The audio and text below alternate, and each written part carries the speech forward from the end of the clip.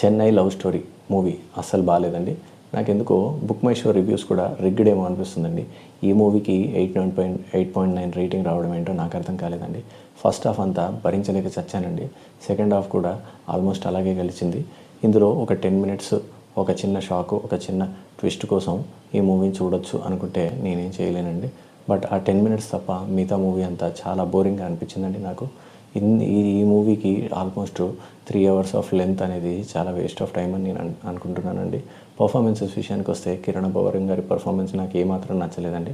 అదే ఎమోషన్లెస్, అదే ఎక్స్ప్రెషన్లెస్ ఫేసు నాకైతే నచ్చలేదండి. ఆ అమ్మాయి హీరోయిన్ గౌరీప్రియ గారు చక్కగా చేశారండి. వారి ఎమోషన్స్ పండాయి, ఎక్స్ప్రెషన్స్ పలికాయి.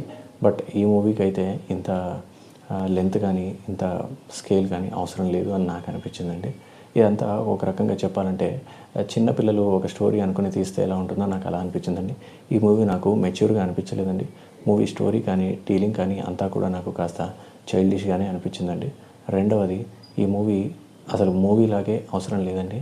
ఇది ఒక 15-20 మినిట్స్ షార్ట్ ఫిల్మ్గా తీస్తే కూడా చక్కగా సెట్ అవుతుందండి.